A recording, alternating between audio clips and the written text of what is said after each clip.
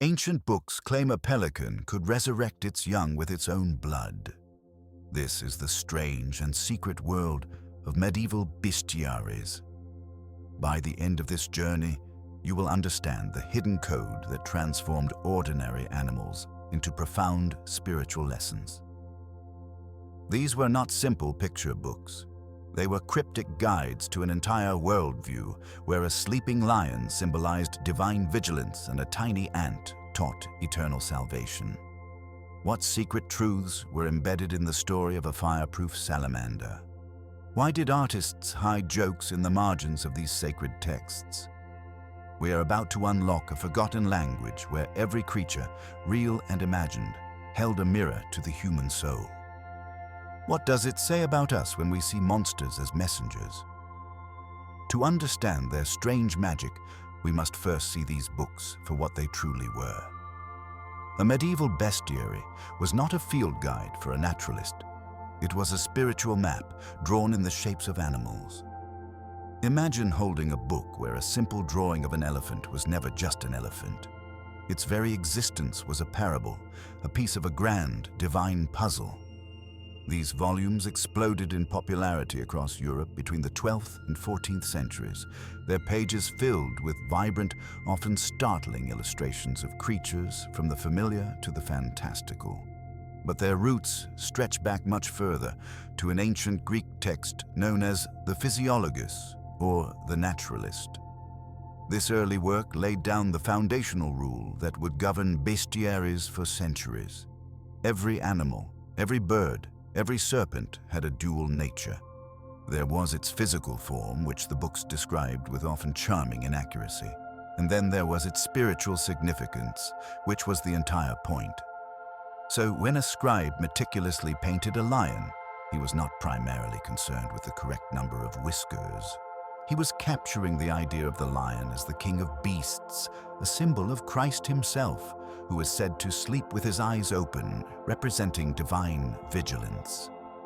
The pelican we mentioned, pecking its own breast to feed its young with blood, was a direct allegory for Jesus' sacrifice. The bestiary was a tool for teaching, a way to make complex theological concepts tangible and memorable for a world where few could read words, but everyone could read a picture. The natural world was seen as a second book written by God, a text just as holy as Scripture, and the bestiary was its decoder ring. So as we turn these ancient pages, we are not looking at primitive biology. We are reading a coded language of faith, where every creature, from the noble stag to the lowly hedgehog, carried a hidden message about virtue, sin, and salvation. This fundamental purpose transforms these books from curious artifacts into portals. They invite us into a mindset where the line between the real and the symbolic was beautifully, intentionally blurred. What happens then when this system encounters an animal that defies all earthly logic? What secret lesson was hidden in the body of a beast that was born from fire itself? This orderly procession of animals was no accident. The very structure of a bestiary was a silent sermon, a visual representation of the universe as medieval people understood it. If you opened one of these books, you would not find a random collection of creatures. Instead, you followed a deliberate path, a curated descent from the heavens down to the earth. The journey almost always began with the lion, the king of beasts and a symbol of Christ, establishing from the very first page that this was a book about divine order. From that regal height, the pages would flow downward through eagles and other noble birds, creatures of the air closer to the sky, then to land animals, then to serpents and fish of the watery depths, and finally to the smallest insects and even rocks. This sequence was a direct reflection of a concept known as the Great Chain of Being. Imagine a vast, unbreakable ladder stretching from the throne of God all the way down to a simple stone. On the highest rungs were angels and archangels. Below them stood humanity, a unique hybrid of spiritual soul and physical body. Then came the animals, ranked by their perceived nobility and proximity to human qualities, followed by plants, and finally minerals at the very base. Every single thing in creation had its fixed, God-given place on this chain. The bestiary made this abstract ladder tangible. By placing the lion before the eagle and the eagle before the horse, the book was not just listing animals, it was showing you your place in the cosmos. It taught that even a lowly ant, diligently gathering grain for winter, had a role and a lesson within this divine hierarchy. Its position in the book, often near the end, did not diminish its importance. Instead, it highlighted how God's wisdom permeated every level of existence. So when a monk studied these pages, he was learning more than animal symbolism. He was rehearsing the architecture of reality itself, seeing the universe as an interconnected, purposeful whole where every creature, from the most majestic to the most humble, was a link in a sacred chain. This structured worldview provided comfort and meaning, but it also created a fascinating problem. Where do you place a creature that doesn't seem to belong on the chain at all? What happens when you encounter something born not of earth or water, but of pure elemental fire? The lion's place at the head of the bestiary was a declaration of intent. This was not merely a book about animals, it was a theological text in disguise, and the lion was its perfect opening chapter. Medieval readers encountering that first majestic illustration were immediately taught how to read everything that followed. The physical descriptions of the lion were strange and wondrous. It was said the creature slept with its eyes open. Now, in a literal sense, this is not true of lions, but that was entirely beside the point. The bestiary presented this as a natural fact to serve a higher truth. Allegorically, it symbolized the dual nature of Christ, fully divine and fully human, eternally watchful over creation, even in his mortal slumber.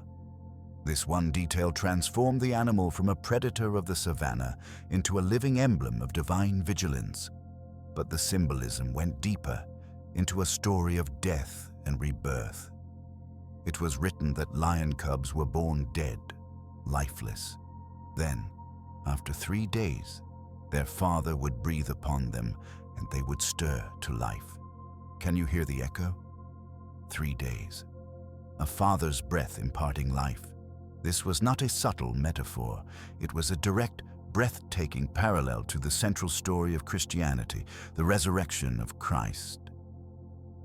The bestiary was weaving scripture into the very fabric of the natural world, suggesting that the miracle of Easter was prefigured in the birth of a lion's cubs. Beyond these specific miracles, the lion simply embodied kingship, nobility, and righteous courage. It was the king of beasts, just as Christ was the king of heaven. By establishing the lion first, the bestiary did something profound. It set the interpretive key for every creature to come. If the mighty lion, with its open-eyed sleep and resurrected cubs, was a symbol of Christ, then what might the lowly ant teach us, or the crafty fox? The book was training its reader to look past the skin and bone, to see a universe humming with hidden meaning. The natural world was not random. It was a carefully composed book written by the hand of God, and every animal, every bird, every insect was a sentence in that divine text. The lion's roar on the first page was an invitation to learn a new language, to start reading. So what happened when this symbolic system encountered creatures that were not just symbolic, but were believed to be literally, physically miraculous? What lessons were written in the scales of a beast that was said to be born from the heart of a flame? The lion taught that the natural world was a divine text, but some creatures were written in a more mysterious script. Among them, the unicorn stands apart, not as a king of beasts, but as a symbol of untamable purity. Medieval bestiaries describe it as a small, goat-like animal, astonishingly fierce, with a single horn upon its head. It was said to be impossible to capture by any normal means, immune to the strength of hunters and the cunning of traps. But there was one way. If a pure virgin sat alone in the forest, the unicorn would sense her innocence, approach, and lay its head gently in her lap. Only then, in that moment of tranquil vulnerability, could it be taken. On the surface, this is a fantastical hunting manual. But the secret embedded in this story is one of profound spiritual alchemy. The church scholars who compiled these bestiaries performed a breathtaking act of reinterpretation. They took a creature from ancient pagan lore, a symbol of wild, ungovernable nature, and transformed it into one of the most potent Christian allegories of the Middle Ages. In their reading, the unicorn became Christ himself, a divine force that could not be captured by worldly power. The Virgin was the Virgin Mary, and the moment the unicorn rests its head in her lap, that is the instant of the incarnation, when God becomes flesh through a pure vessel. The hunt that follows symbolizes the passion, the capture and sacrifice of Christ for humanity's redemption. So the entire strange tale is reframed. It is no longer a fable about trapping a magical beast. It is a coded narrative about divine love choosing to become vulnerable, about purity having the unique power to tame the untamable. This was the genius of the bestiary system. It did not simply dismiss older stories. It absorbed them, baptized them, and found deeper truth within their patterns. The unicorn's horn was even said to have the power to purify poisoned water, a physical echo of its spiritual role. In this way, a mythical creature became a central teaching tool, making the abstract mystery of God's love incarnate something vivid, tangible, and unforgettable. If a unicorn could symbolize the incarnation of Christ, then what other impossible creatures held hidden gospels within their forms? What profound lesson could be learned from an animal that was not born, but was instead forged in fire? But the ultimate symbol of sacrifice was not found in a mythical unicorn, but in a very real, if misunderstood, bird. The Pelican's entry in the bestiary holds one of the most shocking and poignant secrets of all. Medieval writers described a heartbreaking scene. They believed that a mother pelican, finding her chicks dead in the nest, would pierce her own breast with her beak. She would then let her lifeblood fall upon her young, and this act of ultimate sacrifice would miraculously restore them to life.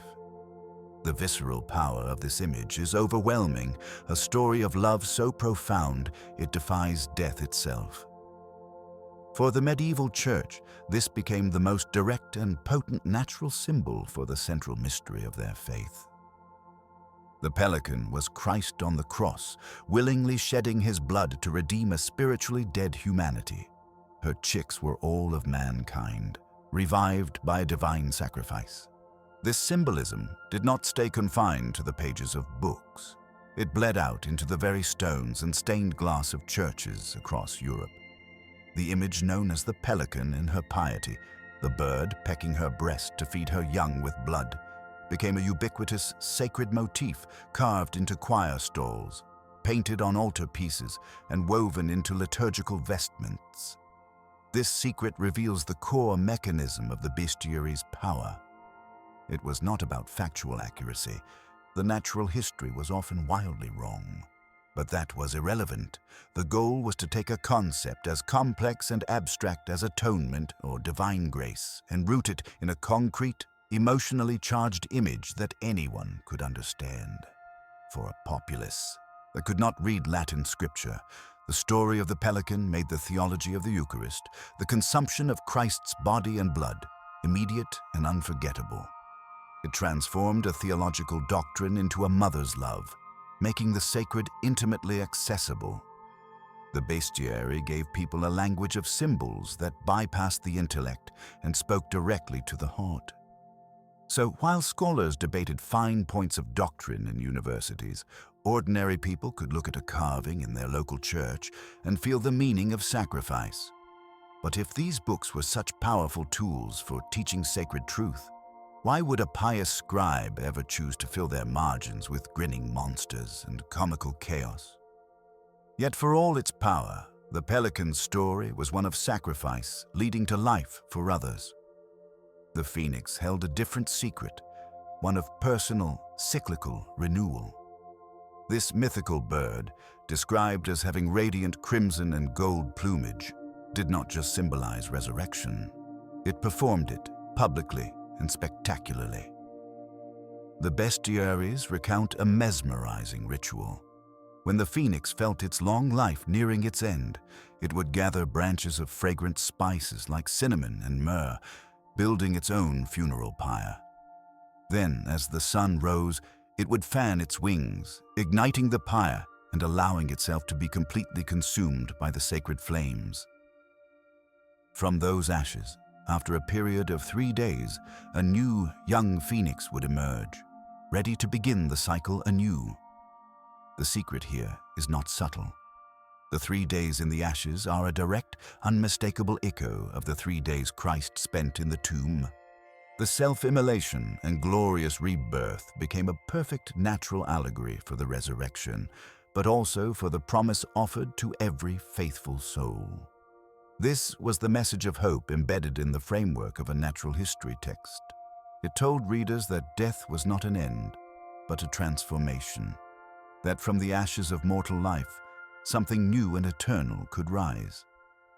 What is fascinating is how seamlessly the bestiary blended this powerful classical myth into Christian doctrine. The phoenix was not a Christian invention. It came from ancient Egyptian and Greco-Roman traditions, a symbol of the cyclical sun and imperial renewal. Yet medieval scribes saw its pattern and recognized a divine truth already written into the world, even in pagan stories. They adopted it, retold it, and in doing so, gave their audience a breathtaking image of personal salvation. The phoenix's secret was one of cosmic optimism. It suggested that the entire universe, from the grandest myth to the smallest creature, was patterned with the promise of renewal. This logic of finding sacred patterns everywhere could lead to some wonderfully strange conclusions. If a bird could teach about resurrection, what profound secret might be hidden in the humble, everyday habits of a creature like the ant? The phoenix's rebirth from ashes spoke of glorious renewal, but another creature offered a far more visceral and unsettling secret. The beaver's entry in the bestiary contains one of the strangest and most drastic parables of all. Medieval texts, drawing from ancient sources, described a shocking act of self-preservation. Hunters prized the beaver not only for its fur but for a medicinal secretion called castoreum, which was believed to come from the animal's testicles. The story went that a beaver, when cornered by hunters, would perform a horrifying act. It would bite off its own testicles and throw them at the pursuer. The hunter, now in possession of the prized substance, would leave the mutilated but living beaver alone. On a literal level, this is a gruesome and biologically inaccurate tale. But the secret hidden within it was never about zoology. It was a stark, unforgettable lesson in spiritual warfare. Church scholars interpreted this story as a powerful allegory for the human soul. The hunter represented the devil, constantly pursuing us. The castoreum, the object of desire, symbolized our own sinful passions and vices. The lesson was extreme but clear. To save your life, which meant your eternal soul, you must be willing to cast away the very things that make you a target. You must renounce your sinful desires, no matter how painful that renunciation might feel in the moment, to escape damnation. This transforms a bizarre natural history claim into a chilling moral imperative. The beaver became a model of radical spiritual discipline, teaching that salvation sometimes required brutal, immediate sacrifice. It framed the moral life not as a gentle path of improvement, but as a desperate flight from a predator where one's own attachments could be the very thing that doomed you. This secret reveals the intensity of the medieval worldview, where the struggle for the soul was a matter of life and death, mirrored in the brutal struggles of the animal kingdom. If such a grim lesson could be found in a humble rodent, what surprising wisdom might be hidden in the behavior of a simple, industrious insect? The beaver's lesson was one of drastic renunciation, but the ant offered a quieter, more sustainable path to salvation. This tiny, unassuming insect held a secret that was perhaps the most accessible of all. In the pages of the bestiary, the ant was not an insignificant pest. It was a master economist and a model citizen, praised for its impeccable foresight. The books described how ants diligently gathered grains of wheat during the plentiful summer months, storing them away in their underground granaries to survive the barren winter. This was observed natural behavior, but the medieval mind immediately saw a deeper parable. The secret of the ant was the virtue of prudence. Its summer labor was a direct instruction for human life. Just as the ant prepared its physical sustenance for winter, so too must a person prepare their spiritual sustenance for the final winter, the afterlife. Every grain stored was like a good deed, an act of faith, or a moment of prayer saved up against the coming cold of death and judgment. This transformed daily work and moral living from a mundane chore into a sacred act of preparation. But the ant's wisdom went beyond individual salvation. Bestiaries noted how ants worked in harmonious communities, helping one another, sharing the burden. They were seen as models of social duty and collective responsibility, a tiny mirror of how a Christian society should function. This is where the secret deepens. The lion symbolized Christ, the pelican his sacrifice. These were lofty, almost untouchable ideals. The ant, however, represented a virtue anyone could practice. It democratized divine wisdom. The lesson whispered that you did not need the strength of a lion or the mythical purity of a unicorn to live a righteous life. You could emulate the ant. You could be diligent, plan ahead, care for your community, and in doing so, store up treasure not in earthly barns, but in heaven. The bestiary found profound instruction in the humblest of corners, elevating the ordinary to the extraordinary. It insisted that if you paid close enough attention, even a trail of ants crossing a path could be a sermon. This principle of finding meaning everywhere created a fascinating tension. If every creature was a divine lesson, what were they to make of the monsters that lurked at the very edges of their maps? In the blank spaces labeled "Here be dragons," but the ant's path of diligent preparation assumed the world was a stable place. What if the very ground beneath your feet was a lie? The seventh secret is one of terrifying deception, hidden in the story of a creature so vast it was mistaken for the world itself. Medieval bestiaries describe the aspidocolone, a whale of unimaginable size. Its back would breach the surface of the ocean, and over time, sand would gather upon it, grasses would take root, and it would appear to any weary sailor as a peaceful, inviting island. The secret here is a masterclass in spiritual paranoia. The story unfolds with cruel inevitability. A ship, lost and desperate, sights this landmass. The crew rejoices, rowing to shore. They disembark, drive stakes into the sand to secure their ship, and light campfires to cook and warm themselves. Only then does the truth reveal itself.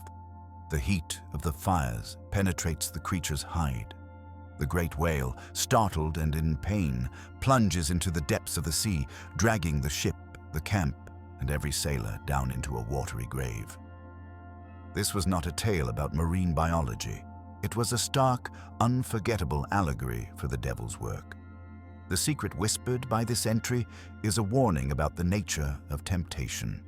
The island is not openly hostile. It is attractive, offering rest, safety, and sustenance. It appears exactly what the sailors need most. This, the church taught, was how sin operated. It presented itself not as an obvious danger, but as a solution, a comfort, a place to finally plant your flag and rest. The act of driving stakes and lighting fires symbolized putting down roots in a sinful life, investing your energy and your soul in a false promise. And the consequence was total, catastrophic ruin.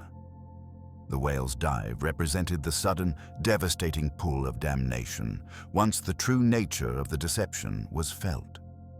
This secret transformed the natural world into a landscape of peril. It taught that the greatest dangers were not the obvious storms or sea monsters, but the calm harbors that were, in truth, predators in disguise. It was a call for eternal vigilance, to question every comfort, to suspect that anything too good to be true might just be a sleeping leviathan waiting to drown you. After such a warning, where could a person find safe ground? If even solid earth could be a trick, what symbols offered genuine hope and guidance?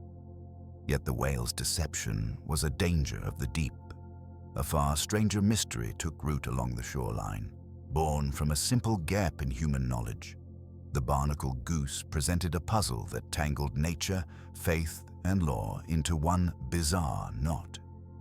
These birds migrated to the British Isles and Northern Europe, but crucially, no one there ever saw them nest or lay eggs. Where did they come from?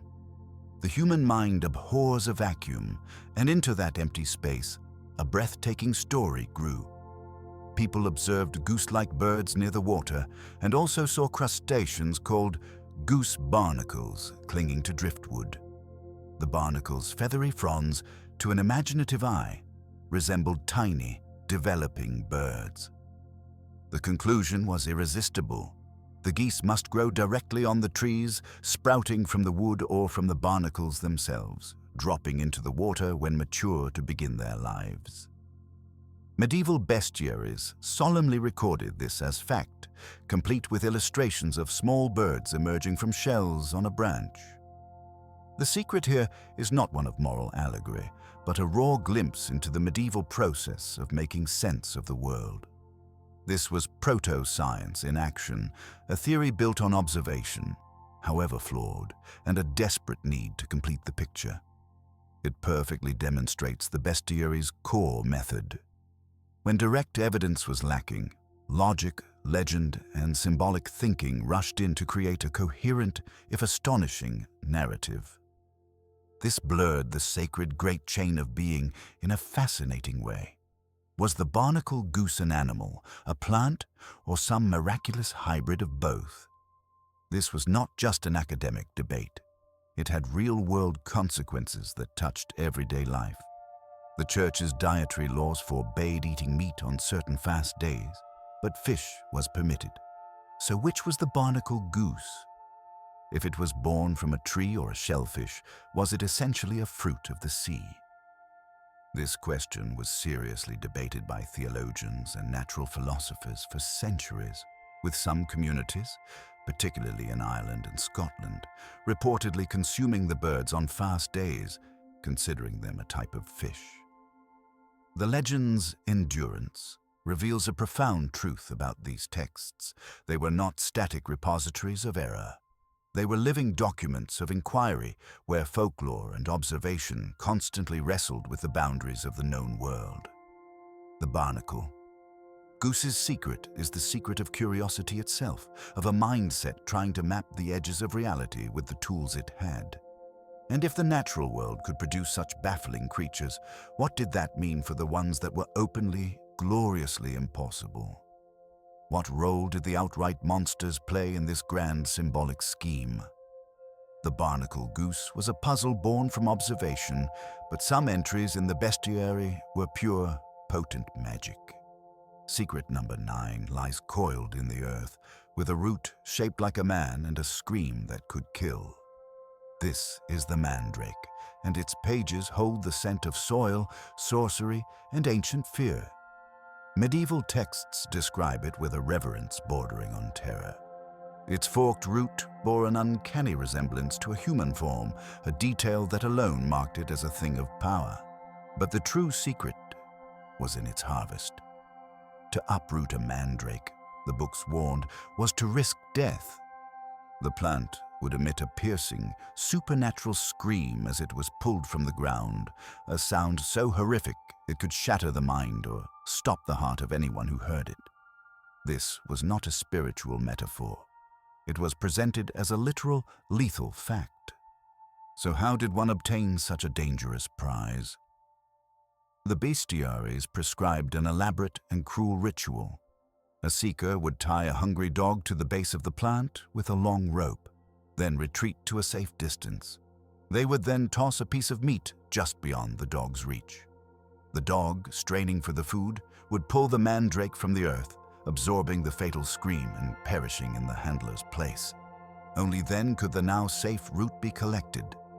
This bizarre procedure reveals a fascinating layer of the medieval mind. The mandrake entry does not neatly fit the pattern of the pelican or the lion. Its symbolism is murkier, its use is more ambiguous. It was deeply associated with fertility magic, sleep potions, and protection charms. Practices that lived in the shadowy realm of folk belief, often outside official church doctrine. Here, the bestiary acts less as a Christianizer and more as a preserver. It absorbs this potent piece of pre-Christian herbal lore, this secret of the old earth, and simply records it within the religious framework of the book. The mandrake's scream is the sound of an older world echoing through the parchment, a reminder that for all their structured theology, people still believed the ground itself could hold deadly magic. The book makes no strong attempt to baptize the mandrake as a symbol of Christ. Instead, it acknowledges its raw, dangerous power, documenting the superstition and the ritual meant to control it. This secret shows the bestiary as a vault, safeguarding not just animal allegories, but the entire complex, messy, and magical understanding of a natural world that was still profoundly alive with unseen forces. If a plant's scream could kill, what then of creatures that were born not from soil or sea, but from the darkest corners of human imagination? What monstrous lessons waited in the margin? The mandrake's scream was a sound of earthly peril, but another creature faced a far more elemental danger and emerged unscathed. Secret number 10 is written in the heart of the flame itself, with the salamander.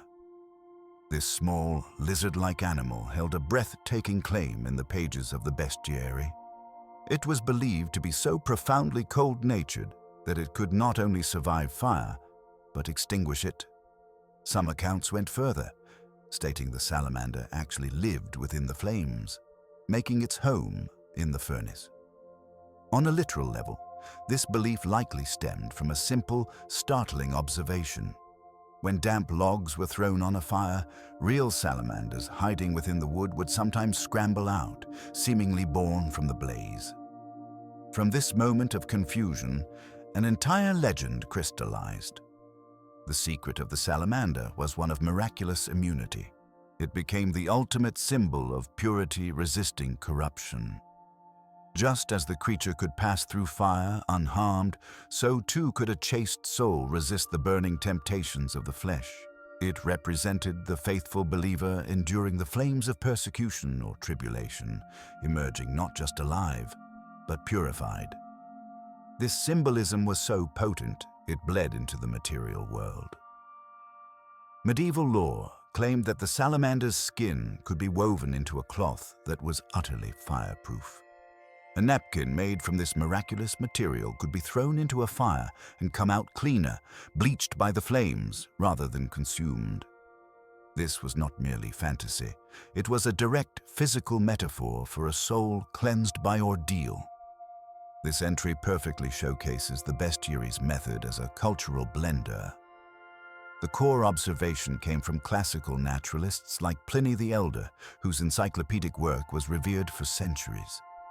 The medieval scribes took this curious fact and poured it into the mold of Christian allegory. They transformed a zoological oddity into a powerful visual and conceptual tool. The salamander, sitting calmly amidst the coals, became an icon of steadfast faith. It taught that some virtues were not just about avoiding sin, but about walking directly through the heart of danger and remaining unchanged. In a world where fire was both a vital tool and a terrifying force of destruction, the salamander offered a secret of incredible hope.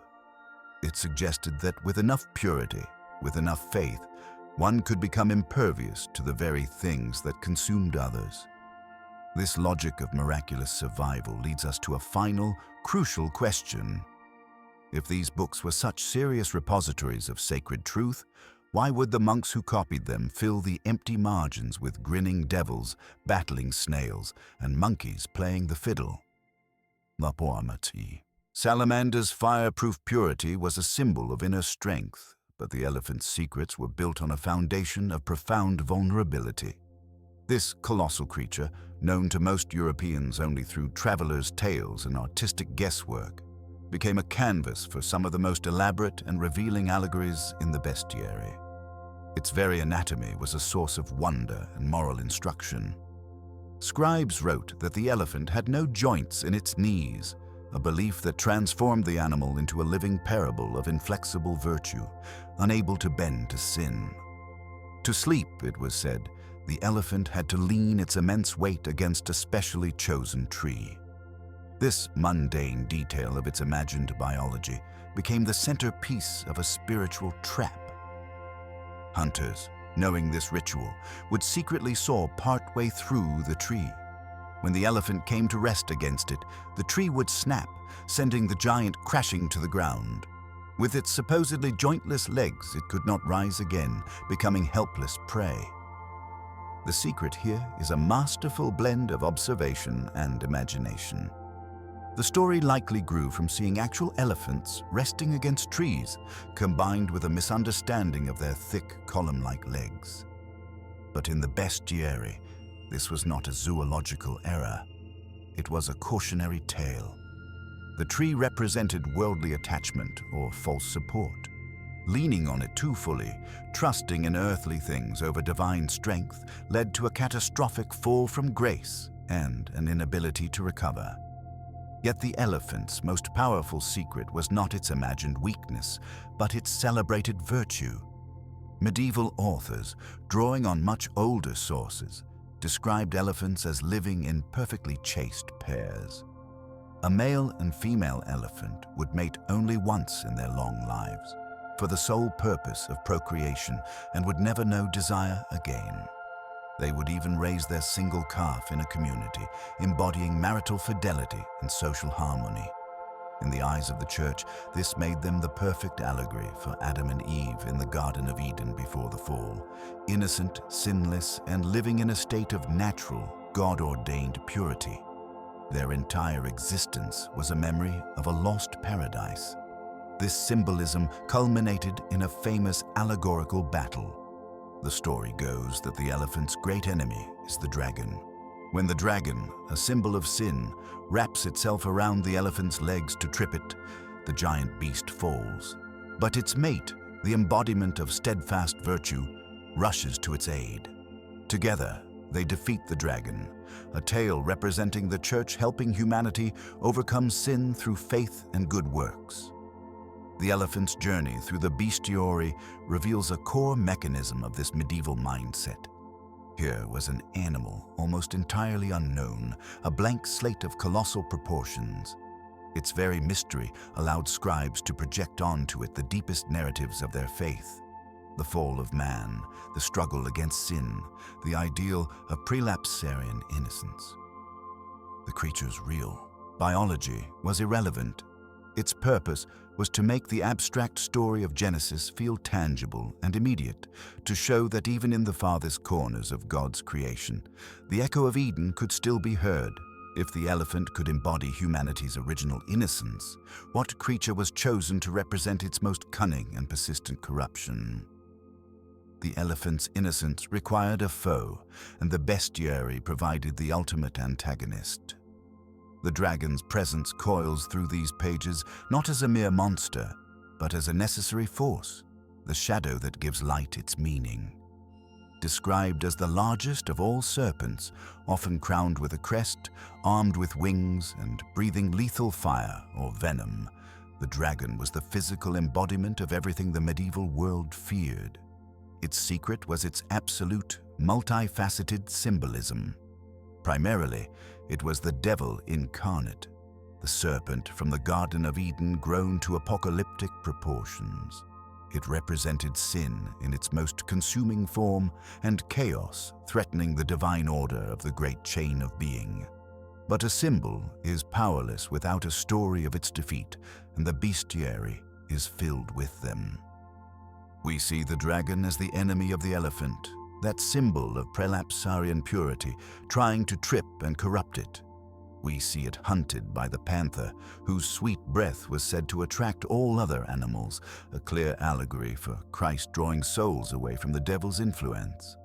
The dragon's role was always to be overcome. Its detailed descriptions of scale and ferocity served one purpose: to make its eventual downfall that much more meaningful. This is the dragon's core secret. It existed to define virtue by contrast. Courage only has meaning in the face of a terrifying foe. Purity is only valorized when something actively seeks to stain it. The bestiary's moral universe needed the dragon's perpetual threat to make its lessons urgent and real. Every story of a saint or a virtuous animal slaying a dragon was a repetitive, reassuring ritual. It reinforced the central, hopeful message of the entire medieval worldview, that no matter how powerful the chaos, how venomous the sin, or how fiery the persecution, good was not just destined to win, it was structurally guaranteed to win. The dragon was the question, and every hero in the book was an echo of the same divine answer. This narrative machinery of conflict and victory was so potent it couldn't be contained by the main text. It spilled over into the blank spaces of the parchment, where a much stranger and far more playful battle was constantly being waged. The dragon's fire was a threat, but the panther's breath was a promise. This magnificent beast, often depicted in brilliant colors, carried a secret of irresistible grace. After a meal, the bestiaries said the panther would retreat to its cave and sleep for a deep 3-day slumber. Then it would emerge, roaring, and from its mouth would pour not the scent of a predator, but a fragrance of incredible sweetness. This perfume was so powerful, so alluring, that it drew every animal from far and wide to follow the panther in a peaceful, joyful procession. Every creature, that is, except one. The dragon, hearing the roar and smelling the sweet breath, would flee in terror, hiding deep in the earth. The secret here is a masterclass in symbolic storytelling, using a sensory experience to explain a spiritual truth. The 3 days in the cave mirror, Christ's 3 days in the tomb. The triumphant emergence parallels the resurrection, and that sweet, captivating breath. That is the message of the gospel itself. Divine grace imagined not as a stern command, but as an irresistible fragrance, a beautiful force that draws hearts willingly.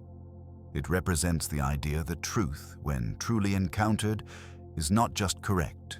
It is compelling, attractive, and transformative. All of creation, the panther's story suggests, is naturally drawn to this goodness. The animals following represent the souls of the faithful, gathered into a harmonious community. The lone holdout, the dragon, is the devil who cannot tolerate the presence of pure, divine love and must retreat before it. This transforms the panther from a wildcat into a living emblem of evangelical mission. Christ, in this reading, does not conquer through force alone, but through an allure so profound it pulls the world toward him. The secret whispers that the core of faith might feel less like a duty and more like following a scent you suddenly realize you were always searching for, a sweetness that makes the old, bitter ways of living simply unbearable. If divine grace could be imagined as a fragrance, what form did its opposite take? What creature embodied a corruption so complete it poisoned the very ground it walked on? The panther's sweet breath promised healing, but another creature held a secret that could diagnose death itself. Enter the caladrius, a bird of the purest white, said to live in the chambers of kings. Its secret was not in a roar or a fragrance, but in a silent, fateful gaze. The bestiary tells us that if this bird was brought into the room of a gravely ill person, it would perform a strange and solemn ritual. It would look upon the patient, If the person was doomed to die, the Caladrius would sense it immediately. It would turn its head away, refusing to meet the sick person's eyes, thus revealing the inevitable. But if the patient was destined to recover, the bird would behave in a breathtaking manner. It would gaze directly at them, draw the sickness into its own body, and then fly straight up toward the sun. The heat of the sun would burn the illness away, destroying it, and the bird would return unharmed while the human was cured. On one level, this is a story about a magical animal doctor, a piece of ancient medical folklore preserved in a religious text. But the secret embedded here is far deeper. The Caladrius was not seen as a mere pet or a curious beast. It became a profound symbol of Christ's healing power and divine judgment. Its pure white plumage represented Christ's sinlessness. Its diagnostic gaze mirrored his ability to see into the very heart of a person, to discern spiritual life from spiritual death. When it absorbed the illness and flew sunward, it was enacting a perfect allegory for the Passion. Christ, in this reading, took the sickness of sin upon himself, carried it to the cross, and through his sacrifice, dispelled its power forever. The Son represented God the Father, the source of all healing. This single, strange story masterfully blends three powerful medieval systems: divination, medicine, and theology. It presents illness not as a random physical event, but as a condition with spiritual dimensions. The Caladrius was a living, breathing diagnostic tool, but one calibrated by heaven. It offered a terrifying clarity, forcing a confrontation with mortality, while also providing a potent image of hope. The secret whispers that in a world without modern medicine, the line between the fate of the body and the state of the soul was beautifully, terrifyingly thin. And if a bird could absorb disease, what other creatures were believed to hold the very essence of health within their bodies? The Caladrius offered a silent diagnosis, but some creatures wielded a sound far more dangerous. Secret number 15 is a melody that promised pleasure but delivered doom, sung by the siren. In the bestiary, these are not the mermaids of later folklore, but hybrid horrors, often depicted with the upper body of a woman and the lower body of a bird, sometimes a fish. They perch on rocky coasts, and their secret weapon is their song. It is described as so enchantingly beautiful, so irresistibly sweet, that sailors hearing it would become utterly mesmerized. They would steer their ships directly toward the source, only to crash upon the rocks, drowning or falling into the siren's clutches. On the surface, this is a dramatic seafaring myth, a warning to mariners. But the secret whispered from these pages is not about nautical navigation. It is a map of spiritual peril. The siren's song is the purest allegory for earthly temptation. It represents every sensory pleasure, every worldly distraction that seems beautiful and fulfilling but ultimately leads the soul to shipwreck. The sweet music is the allure of greed, of lust, of pride, of any sin that sings a captivating tune to our desires. The rocky coast is the point of no return, the moment of spiritual death. By including sirens and classifying them as a type of beast, the bestiary performs a fascinating act of cultural digestion. These creatures were lifted directly from classical mythology, from Homer's Odyssey, where they were already monsters of seduction. Medieval scribes did not discard them as pagan nonsense. Instead, they absorbed them and baptized them into a new symbolic system. They stripped away their specific Greek context and universalized them into a cautionary figure for a Christian audience. The secret here reveals a deep medieval anxiety, particularly about female allure as a pathway to sin. The siren's hybrid body, part human, part animal, visually represented a corrupted nature, a beautiful facade hiding a monstrous truth. Her song targeted the senses, the gateway through which temptation was believed to enter the soul. This transformed a hero's adventure from an ancient epic into an everyday spiritual struggle. Every person, the bestiary implied, was a sailor on the sea of life.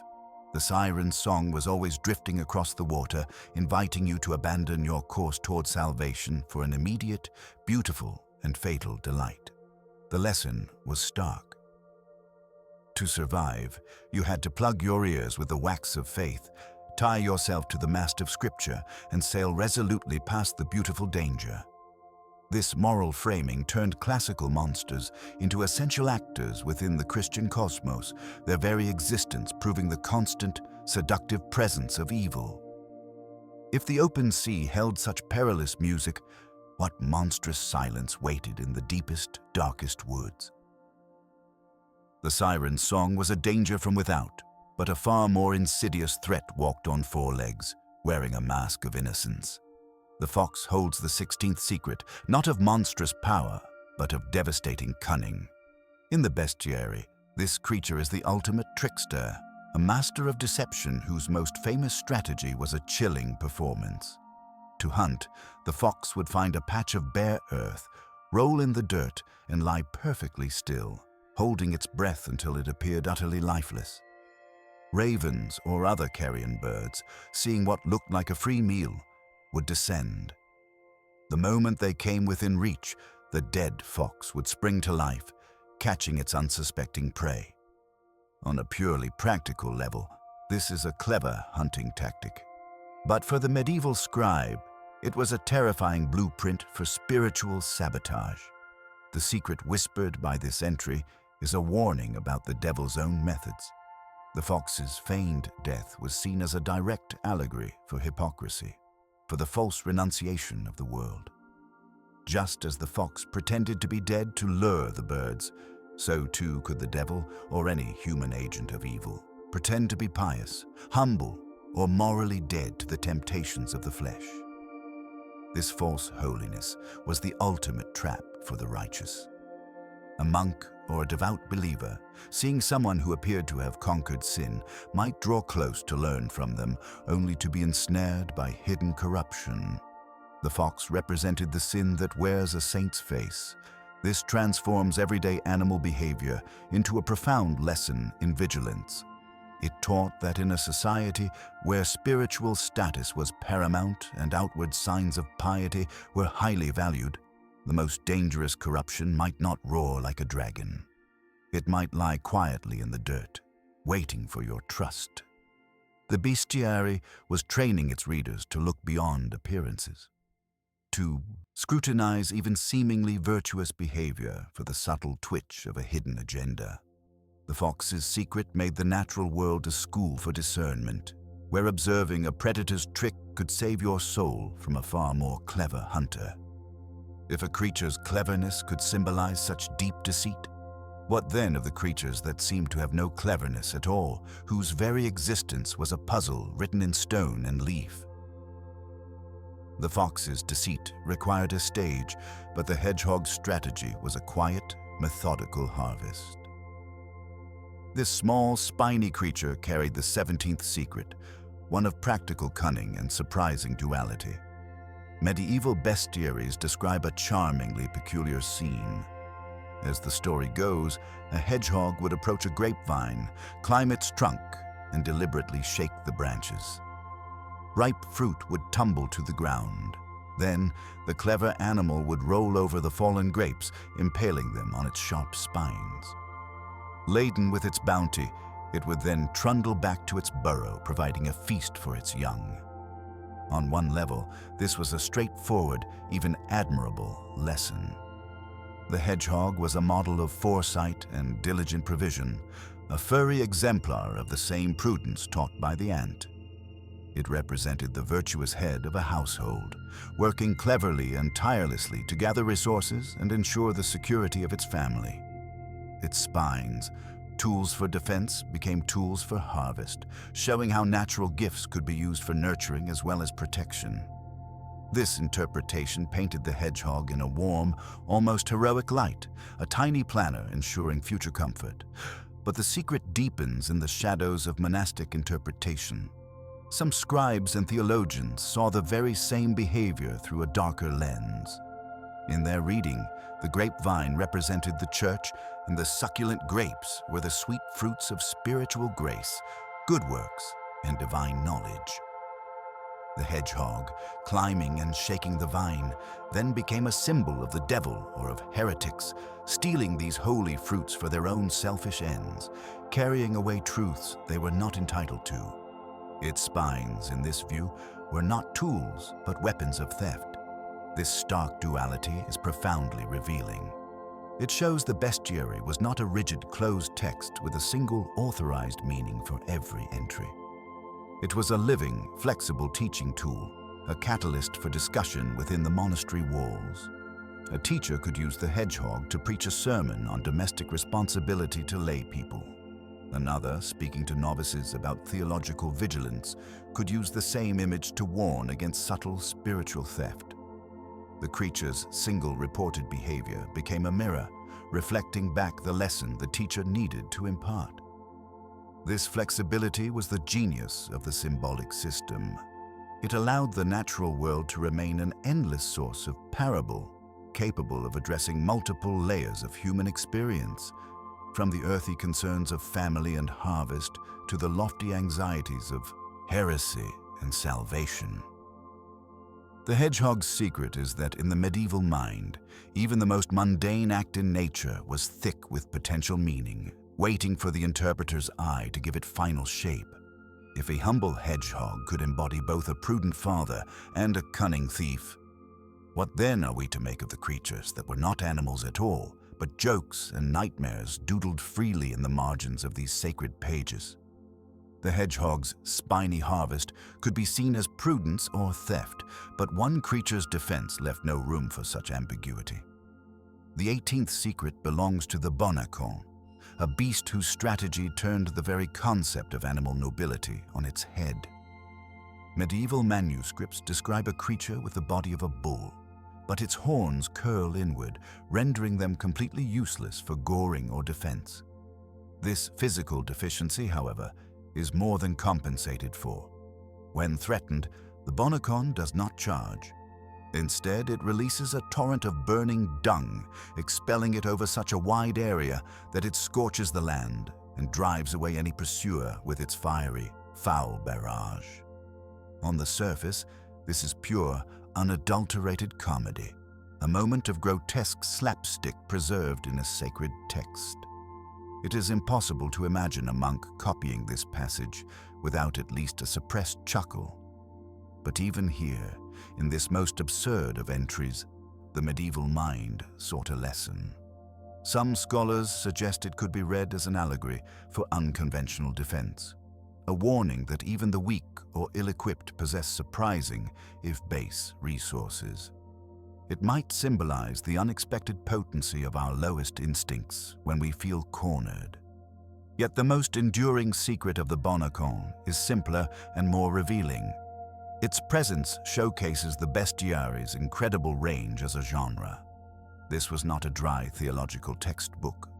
It was a compendium of wonder, designed to captivate and hold attention across long, painstaking reading sessions. A book that moved solemnly from the sacrificial pelican to the resurrecting phoenix risked becoming monotonous. The bonacon, with its shocking and hilarious defense, served as a memorable palate cleanser, a guaranteed moment of engagement. It reminds us that these books were also repositories of bizarre facts, imported from classical authors like Pliny and embellished by generations of travelers' tales. The bonacon's fiery emissions were reported as natural history, a genuine belief about a real animal in some distant land. Its inclusion, therefore, wasn't just for laughs. It was in the service of completeness, of documenting the full, strange spectacle of God's creation, even the parts that seemed designed for crude comedy. This creature proves that the medieval sense of the sacred had room for the earthy and the absurd, understanding that wonder and laughter could spring from the same mysterious source. If a beast could defend itself with excrement, what other boundaries were these books willing to cross? What purpose could possibly be served by filling the pristine margins of Scripture with monkeys, monsters, and mayhem? The Bonnecon's fiery comedy was a spectacle of the base, but the lynx guarded a secret of astonishing transformation. This elusive wildcat was credited not for its hunting prowess, but for a peculiar geological alchemy performed within its own body. Medieval Bestiaries recorded that the lynx urine possessed a magical property. Upon hitting the earth, it did not simply soak into the soil. Instead, it hardened, crystallizing into a precious, translucent stone known as lyncurium, often identified by medieval thinkers as amber or a type of tourmaline. This was no casual observation. It was a complete theory of origin, a story that connected the animal kingdom directly to the mineral world in a single, miraculous cycle. The secret here is a breathtaking glimpse into the medieval drive to explain everything. Where did beautiful, mysterious stones come from? They were not random geological formations over eons. In a world where every phenomenon had a purpose and an actor, the answer was found in living behavior. The lynx became a natural artisan, its very biology a furnace for creating jewels. But the story adds a crucial, humanizing twist. The lynx, aware of the value of what it produced, was said to be fiercely jealous. After urinating, it would hastily bury the precious lyncurium, hiding its treasure from the world. This detail transforms the tale from a simple oddity into a rich parable. On one level, it speaks to the perceived origins of gems, that they were born from hidden, almost living processes, not inert rock. On another, it reflects a very medieval anxiety about wealth and vanity. The lynx's jealous burial could be seen as a critique of hoarding, of hiding God's beautiful creations out of selfishness. More profoundly, this entry showcases the relentless ambition of the bestiary's symbolic system. It sought to weave every single aspect of creation into one seamless, interconnected tapestry. The great chain of being was not just a ranking from angels to rocks. It was a web of constant interaction and transformation. An animal's waste could become a mineral treasure. The boundaries between kingdoms, animal, vegetable, mineral, were porous, alive with potential. The lynx's secret is that in the medieval cosmos, nothing was truly separate. Everything was in conversation, capable of becoming something else, all under the guiding hand of a divine plan that loved hidden connections and surprising conversions. If a wildcat's urine could harden into amber, what other everyday miracles were waiting to be decoded in the behavior of the creatures right outside the monastery walls? The lynx's secret of hidden treasure points to a deeper truth about the entire bestiary project. Beyond the lions and the unicorns, beyond the individual lessons of prudence or sacrifice, lies the 20th and perhaps most profound secret. These books were not merely collections of animal facts or isolated fables. They functioned as vast, intricate moral mirrors held up to medieval society itself. Every creature, from the noble to the grotesque, was a carefully placed tile in a mosaic of ideal human behavior. The ant taught diligent labor. The pelican modeled selfless love. These were the virtues to emulate, the building blocks of a good Christian life. Conversely, the fox embodied deceitful cunning. The deceptive whale island illustrated the peril of false comforts. The dragon personified consuming evil. These were the vices to flee, the behaviors that shattered community and doomed the soul. This systematic pairing was no accident. It was the core mechanism. When a monk in a scriptorium pored over these pages, or when a teacher used them to instruct novices, they were not engaging in a zoology lesson. They were conducting a guided moral self-examination. The question whispered by every illustrated page was not, "What is this animal?" but "Who are you in relation to it?" Are you gathering spiritual grain like the prudent ant? Or are you laying a hypocritical trap like the fox? Are you offering healing like the Caladrius? Or are you luring others to shipwreck with a siren song? The bestiary externalized the internal struggle of faith, giving tangible form to abstract virtues and vices. This made it an incredibly powerful tool for shaping identity and behavior. For a society where social roles were largely fixed, the book provided a symbolic language for understanding one's place and duties. The hard-working ox could model the peasant's lot. The loyal dog could represent the knight's fidelity. The nurturing pelican could guide a mother's love. By embedding these social and religious values into a captivating visual format, the bestiary ensured they were memorized, internalized, and passed down. Its ultimate purpose comes sharply into focus. It was never truly about describing the natural world. It was about constructing, through allegory, a more pious, cohesive, and orderly Christian community. The real wilderness it sought to tame was the human heart, and every strange beast on its parchment was a guide for that sacred interior journey. But this moral mirror was not just held in the text. It was painted in gold and azure, whispered in the margins with ink and wit. The 21st secret is not about an animal, but about the very parchment they were drawn upon. The lavish illuminations that light up these pages were far more than beautiful decoration. They were artistic ciphers, a second language of symbols embedded within the symbolic text. The brilliant colors were a code. Deep blue was not merely a pleasing hue. It represented the heavens, divinity, the celestial realm. Rich red was the color of martyrdom, of Christ's blood, of fiery passion. Gold leaf, painstakingly applied, was the light of God himself, a visual echo of divine glory that literally made the page shine. These choices were not arbitrary. They transformed the simple act of looking into a form of meditation, guiding the viewer's emotional and spiritual response before they even read a word. Beyond the prescribed colors, the artists and scribes who toiled over these manuscripts often left their own secret signatures in the form of marginalia.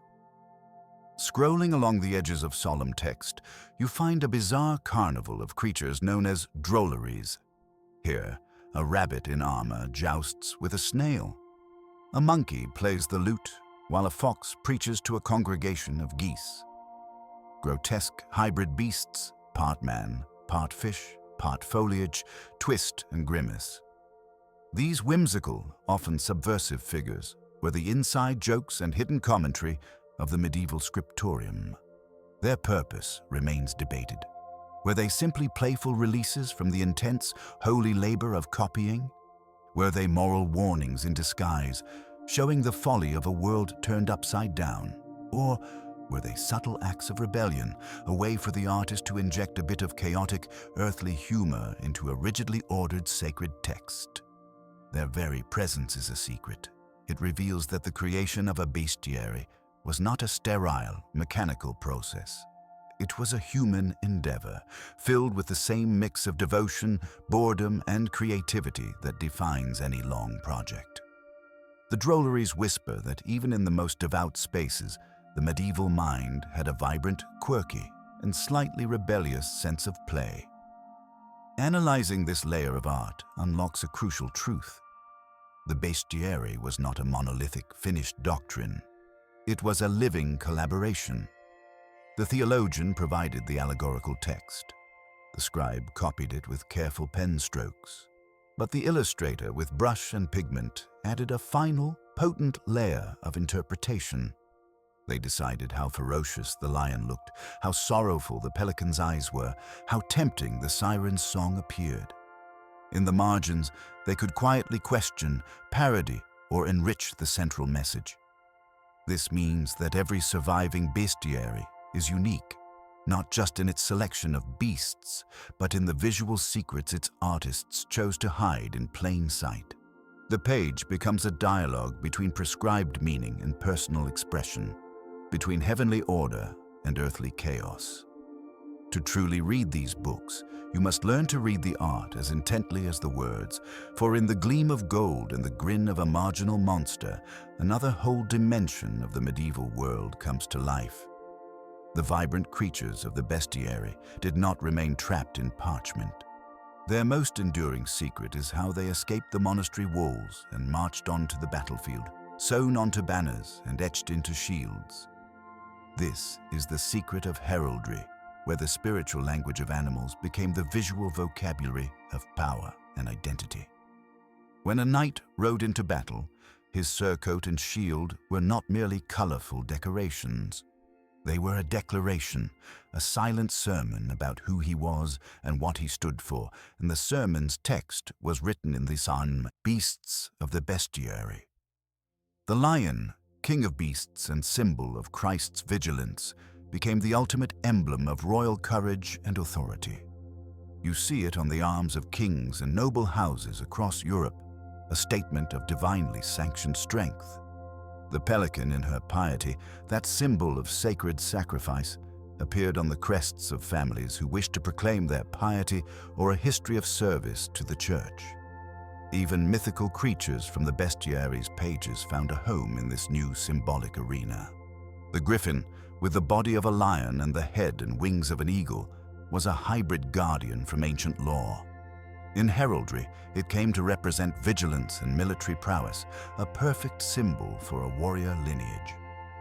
This migration from sacred text to secular symbol reveals a profound cultural shift.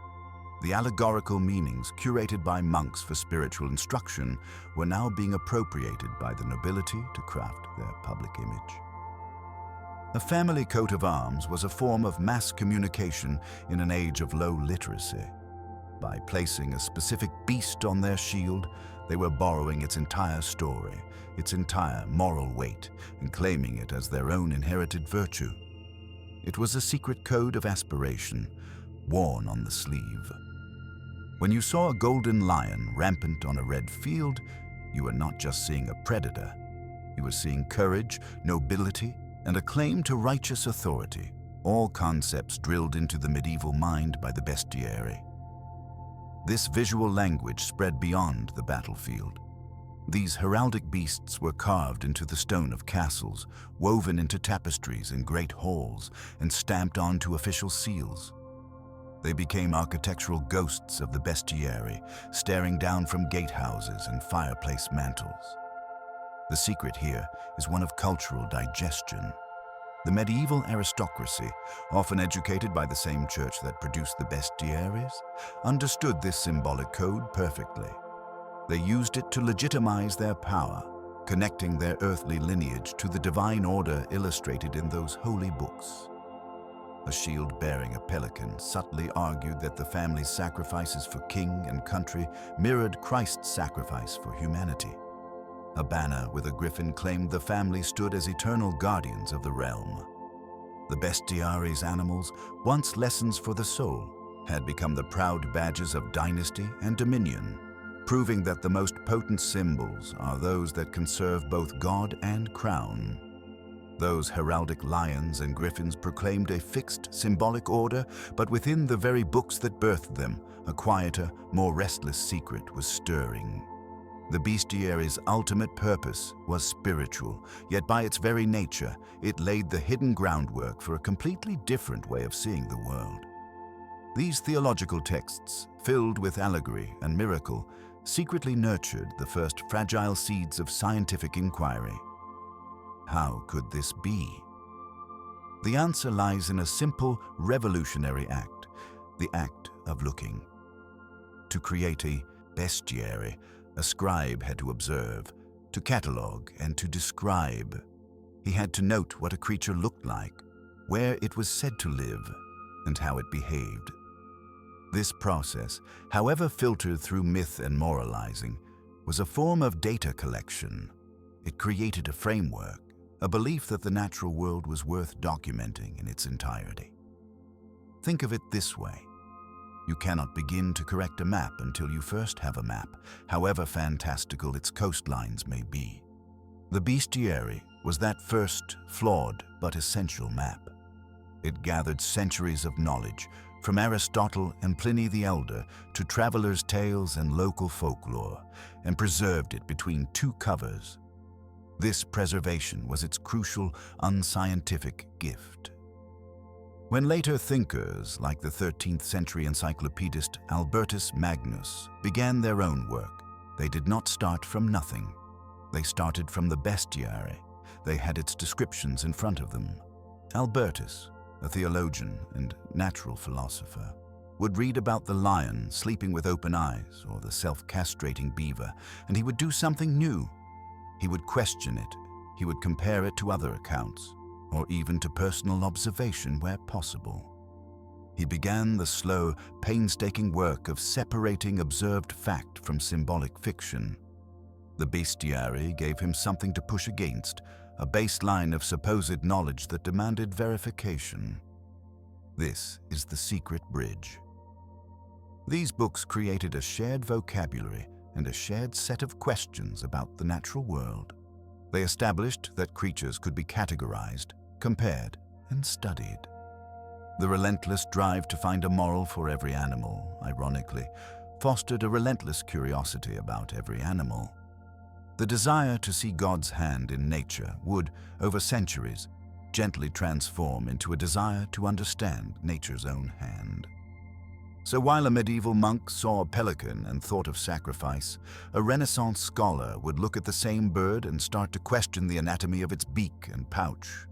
The symbolic framework did not vanish overnight, but it began to share space with a new kind of looking, one less concerned with heaven's message and more with earth's mechanics. The bestiary's inaccuracies were not a dead end. They were the necessary starting point, the provocative errors that would eventually compel humanity to look closer, to test and to discover a different but no less wondrous truth written in the flesh and bone of the living world. The bestiary's symbolic language was a living thing, and like all living things, some parts of it have withered and died. The 24th secret is one of absence. For every lion and pelican whose meaning echoes through the centuries, there are creatures whose stories have grown silent, whose allegories are now written in a forgotten tongue. Consider the Yale, often shown as a graceful, goat-like beast with a pair of magnificent horns that could swivel independently, allowing it to fight off attackers from any direction.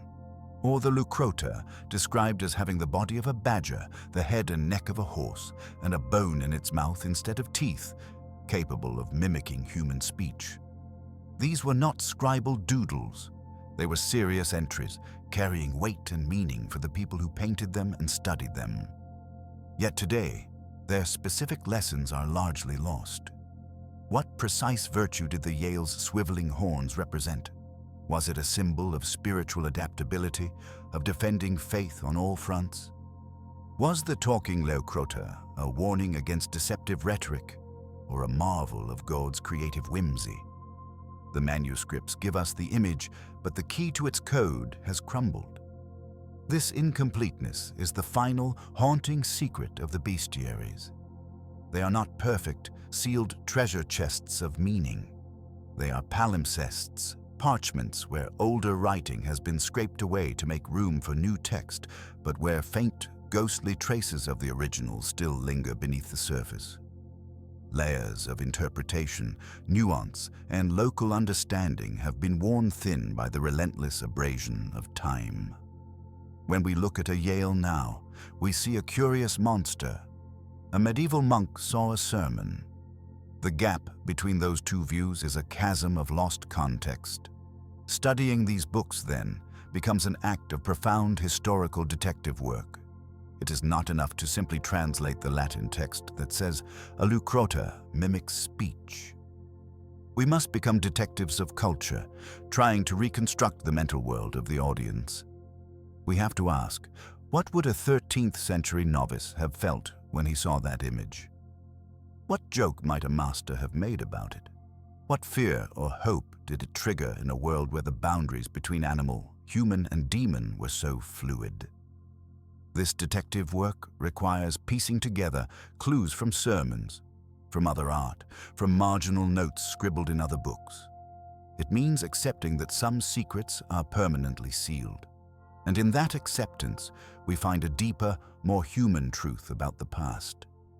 The bestiaries remind us that history is not a clear, well-lit gallery of facts. It is a dimly lit library, full of magnificent, half-understood books. We can admire their artistry, we can decipher their major chapters, but we must also sit with the humble mystery of the pages we will never fully read. The silence of the Yale speaks as eloquently as the roar of the lion. It tells us that the past is a foreign country, and that even its most detailed maps have regions labeled, in effect, here be meanings we can no longer find.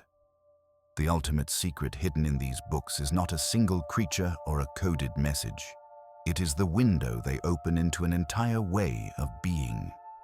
Medieval Bestiaries reveal a world seen not as a collection of random facts, but as a divine puzzle, a magnificent book written by the hand of God, where every creature, from the mightiest lion to the lowliest insect, was a living clue to a greater spiritual truth.